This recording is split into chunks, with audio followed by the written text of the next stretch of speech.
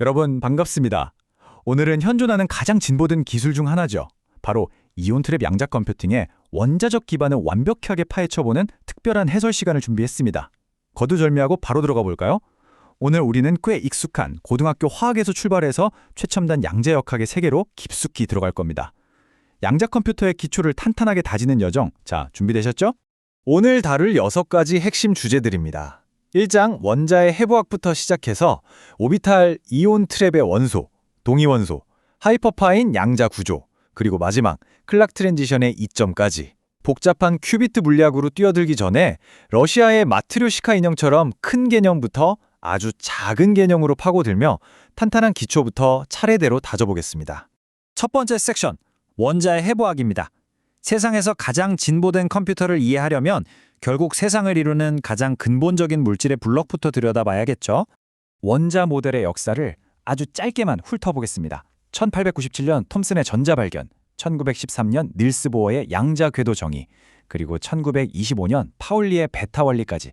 여기서 우리가 꼭 기억해야 할 사실은요, 전자들이 그냥 제멋대로 떠도는 게 아니라 아주 엄격하고 구체적인 규칙 안에서만 존재한다는 겁니다. 보어의 원자 모형을 한번 보실까요? 전자들이 원자핵 주변을 K, L, M, N 같은 특정한 껍질, 즉 정해진 궤도를 따라 돌고 있습니다. 우리가 흔히 말하는 양자라는 개념이 바로 여기서 나오는데요. 전자는 1번째나 2번째 궤도에는 있을 수 있지만 그 사이인 1.5번째 궤도에는 절대 존재할 수 없다는 뜻이죠. 이 칼 같은 규칙이 양자역학의 가장 기본입니다. 두 번째 섹션, 오비탈과 주기율표입니다. 방금 본 넓은 껍질에서 조금 더 줌인해서 전자들이 실제로 머무는 세부 궤도들을 살펴보겠습니다. 전자 껍질들은 S, P, D, F라는 오비탈로 다시 나뉘게 됩니다. 모양도 단순한 구형부터 꽤 복잡한 형태까지 다양하죠. 여기서 아까 언급한 파울리의 베타 원리가 꽤 중요해지는데요. 똑같은 양자 상태를 가진 전자는 같은 공간에 절대 같이 있을 수 없거든요.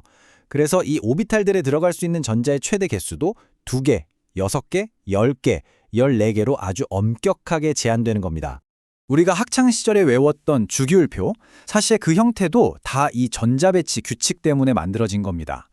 표의 구역들을 보면 특별히 눈여겨볼 곳이 바로 맨 아래 2줄, F블럭인데요.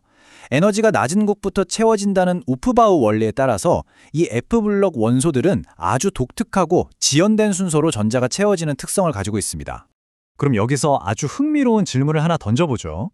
자연계에 존재하는 이 수많은 원소들 중에서 과연 어떤 걸로 양자 컴퓨터를 만들까요? 이제 익숙한 기초 화학을 넘어서 본격적으로 최첨단 양자 컴퓨팅의 영역으로 들어가 보겠습니다. 세 번째 섹션, 이온 트랩의 원소들입니다.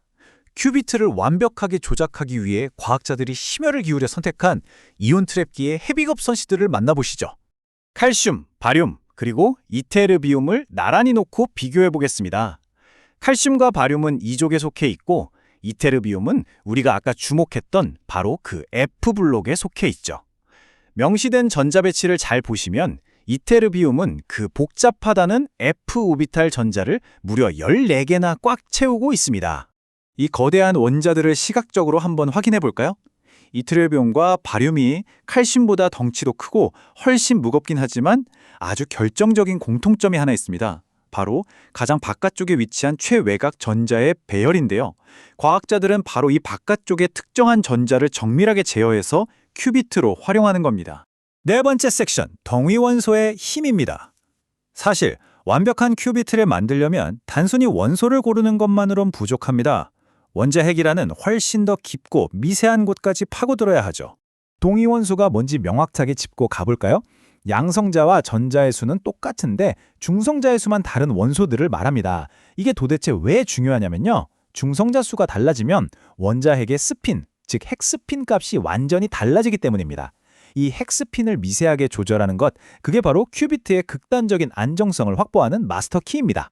데이터를 보시면 중성자 하나의 차이가 얼마나 엄청난 결과를 만드는지 바로 감이 오실 겁니다. 바륨 138과 바륨 137을 비교해 보세요. 중성자가 82개에서 81개로 딱 하나 줄었을 뿐인데 핵스핀 값이 0에서 2분의 3으로 확 바뀌어버리죠. 고작 중성자 하나를 더하고 빼는 마법이 원자의 성질을 이토록 극적으로 바꿔놓는 겁니다. 다섯 번째 섹션, 하이퍼파인 양자 구조입니다. 자, 이제 양자 컴퓨터의 0과 1 역할을 담당하는 실제 양자 구조, 즉 우리 여정의 가장 깊숙한 핵심에 도달했습니다. 먼저 파인 구조, 미세 구조를 보죠. 전자가 빛의 속도에 가깝게 움직일 때 생기는 상대론적 질량 증가, 그리고 스핀, 궤도 결합 때문에 에너지 준위가 쪼개지는 현상을 말합니다. 이건 바륨 138처럼 핵스핀이 0인 동위원소에서 주로 쓰는데요. 제어는 아주 빠르지만 치명적인 단점이 있습니다. 광학 레이저 대역을 쓰기 때문에 외부 자기장 노이즈인 제이만 효과에 극도로 취약하다는 거죠. 그래서 대안으로 등장한 게 바로 이 하이퍼파인 구조, 초미세 구조입니다. 전자스핀과 원자핵 스핀 사이의 자기적 상호작용으로 생기는 아주 미세한 에너지 쪼개짐인데요. 이걸 쓰려면 아까 본 바륨 137처럼 핵스핀이 무조건 0이 아니어야 합니다. 그리고 놀랍게도 이 원자핵 스핀과의 상호작용이야말로 외부 간섭을 버텨내는 튼튼하고 수명 긴 큐비트를 만드는 절대적인 비결이 됩니다. 또 구조를 나란히 비교해 보면 왜 하이퍼파인 구조가 압도적인지 확실히 알 수 있습니다.